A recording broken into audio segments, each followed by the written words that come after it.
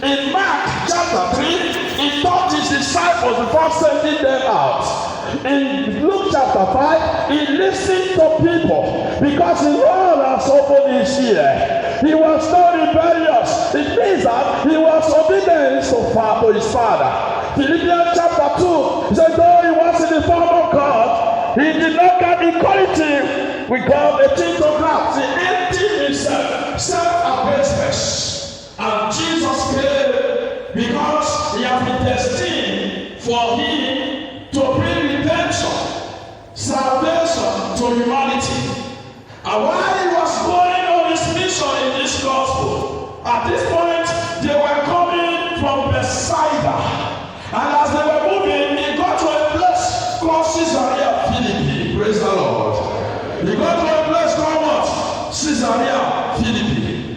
And at that point, he asked his disciples pertinent question that demand answer, question that demand divine intervention, question that demand faith in Jesus Christ, question that demand hope. He asked them, who do people say the Son of Man is?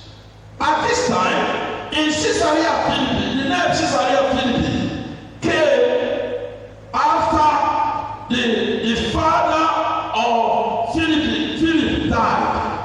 And Philip decided to construct building, structure, marbles, and name it after him. This place, Caesarea Philippi, initially was known as Pan, but it was later called Panias, because it is a place whereby they worship Pan, a place that they built about 14 temples, a place whereby so many evils occupied. And when Jesus was coming from Bethsaida, the disciples, all of them, they were there, and he knew that people that came to this place, these people don't worship the true God, these people worship Pan, these people worship Asherah. And he decided to ask the disciples this question: who do people say the Son of Man is? Praise the Lord. Ask your neighbor, who do you think the Son of Man is? Who is Jesus to you? It was at this point that Peter stood up. Others gave their answers. Some said it's John the Baptist, some said Elijah, some said one of the prophets. Peter stood up and said, you are Christ, the Son of the living God, the Messiah, the one to save us, the one to protect us, the one to guide us, the one to die for us. People born into this world to live, but Jesus came into this world to die for us. Can we clap for Master Jesus? We born into this world to live, but the Son of Man born into this world to die so that we can have what? Salvation. Why is it that they describe him as John the Baptist? Because he was a cousin to John the Baptist. And certainly they may have some resemblance. Some people describe him as John the Baptist. Others describe him as one of the prophets. Why? Because in Malachi chapter 4, the Bible said, before the Messiah will come, hey, Elijah will appear. Some people thought that Jesus was the Elijah, unknowing to them that the Messiah has come. Praise the Lord. Praise the Lord. Praise the Lord. Praise the Lord. That was their misconception. Why this? Because at the point when Jesus was teaching in the temple, the people looked at him and they said, this is mere man. This is just like a prophet. They failed to acknowledge the divinity of Jesus. They only acknowledge his humanity. And that's why they ask him, are your brothers not here with us? So this answer could be straightened within this context. That they describe as one of the prophets. They describe as one of the men that we have. They describe as Elijah.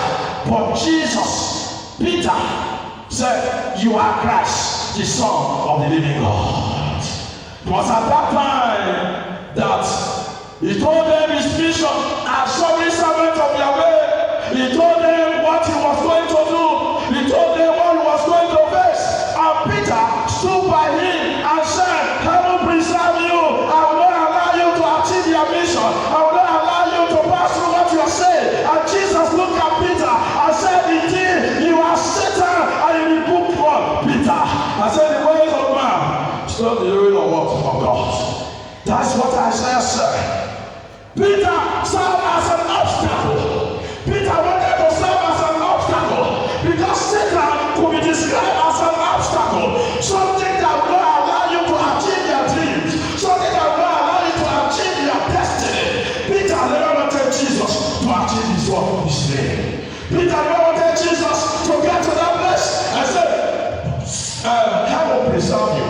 And Jesus said, get behind me, Satan. Can you tell yourself, get behind me, Satan? Any Satan in your life, shout, get behind me, Satan. My dear brothers and sisters in Christ, he wanted to serve as a stumbling block to Jesus, and Jesus rebuked him. Today we are here to celebrate this precious gift as God. Today we are here to celebrate what God has given to us, because our children, they have destiny, they have mission. God brought them into this world for purpose. That is why Deuteronomy chapter 28, we read from verse 10 to 11. He said, for the womb there shall be abundance of blessing. Your child is blessed. Your children, the abundance of blessing. Prior to that time, in Genesis chapter 1, you hear when Jesus said, let us make man for them in their own image, and they shall be what? Fruitful and be what? And be what? Multiply. So these children, they are blessing us. These children, they are gifts to us. Let us celebrate them. Let us celebrate the mercy of God in their lives. Let us celebrate the mercy of God also in our lives. But I want to tell you something. Before she said, he said, God will not allow his servants to be disgraced. God will not allow his servants to experience what? Shame. Praise the Lord. Disgrace can never be a portion. Your children cannot be subject to disgrace in your family in the mighty name of Jesus. Your children cannot be moved from grace to disgrace in the mighty name of Jesus. I said your children cannot be moved from grace to disgrace because they are precious gifts of God in your life. Can you shout amen to that? In Psalm 25, he said, my people cannot be put to what? To shame. And Jesus was not put to shame. And Jesus cannot be put to shame. And we are the product of God's mercy. Therefore, you cannot be put to shame. Any person that wants to put you to shame, God in heaven will fight for you in the mighty name of Jesus. So this Sabbath today, we are here to celebrate and to pray that our future, the children that we have, will not bring shame upon our families in the mighty name of Jesus. You also need to understand something. Before Peter answered this question, somebody like Thomas was there. What was he doing? He was sad. He was wondering. He was mournful and refused to concern himself about this difficult question. What about Andrew? Andrew being a public relation, the man that indeed refused to talk, he was silent. He spoke only when he was about to introduce someone to Jesus. What about Matthew, a publican, tax collector? Indeed, he looked at Peter because he was zealous. What about Philip, economist? He didn't consider himself to reason to us the direction Jesus was asking the question. James was so quiet, always referring to his brother John. John had ear and eyes on Peter. Peter stepped forward without consent. My dear brothers and sisters in Christ, Peter stepped forward and he spoke, and Jesus was happy. Because of this harvest today, God will always send somebody to step forward in your case and fight for you. In the mighty name of Jesus. When people gather to discuss you, because the answer given was what they gathered. This is what they said. This is what they said. And Peter gave adequate answer. I pray for you. Anytime discuss about your business, to discuss about your office, to discuss about your children, to discuss about your destiny. God will raise Peter to defend you and to speak in favor of you in the mighty name of Jesus. God will raise Peter to speak in favor of you in the mighty name of Jesus. This project today is fruits. I'm going to connect you to Psalm 1. So you shall be like a tree that is planted beside a running stream. Look at the tree. Praise the Lord. Can you clap your hands for Jesus? Before I come to that, in Ezekiel, he said the water that goes out from the sanctuary goes out to bear what? Fruit. As I was saying, you shall be like a tree that is planted beside a running stream that will be fruitful day and night. Rainy season, dry season, whatever season, when politicians like it or they don't like it, whoever, you shall be fruitful in the mighty name of Jesus. So be happy and prepare to go with something to show that you are part of God's work family. Amen. You are part of God's work family. God will bless you today. God will bless you tomorrow. God will bless you on Tuesday. God will bless you on Wednesday. God will bless you on Thursday. And Friday shall be your breakthrough in the mighty name of Jesus. Be happy as you come to participate in these fruits. Dispose yourself, as Father said. This is what God has given us blessing. Many of you are passing through challenges, but I want to assure you, God gave us that divine assurance today that shame and disgrace can never near you, and so it will be for you. But you need to challenge your God. You need to challenge your God today. You need to challenge your problem. You need to challenge what you're facing. You need to use this to challenge. Make a commitment. I will end with this story.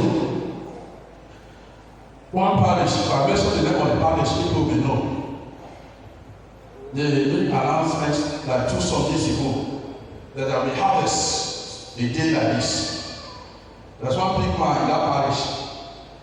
The man, instead of him to come to church the day of harvest, he decided to carry his wife and his children to one parish.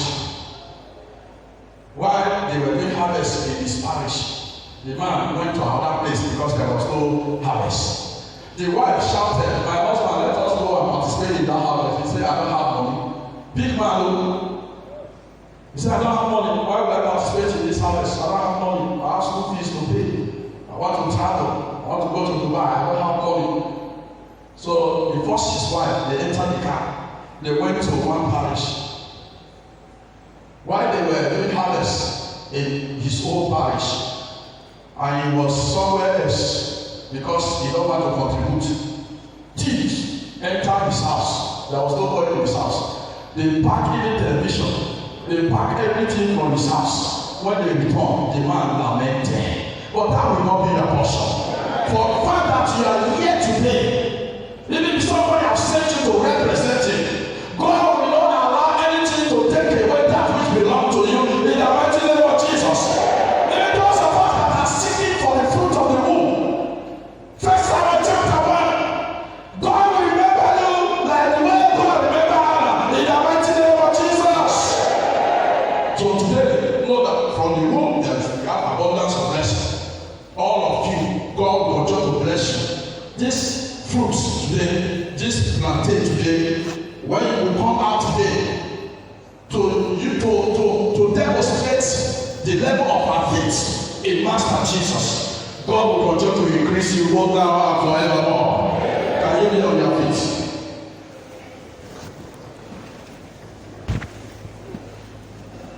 Be on your feet.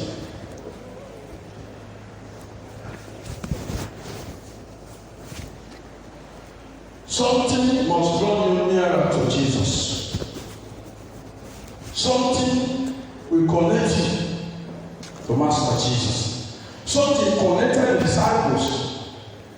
And today Peter stood up and said, "You are Christ."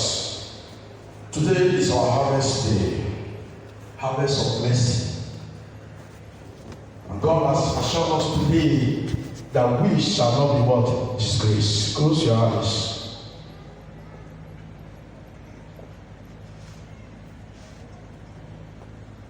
Draw me nearer, nearer to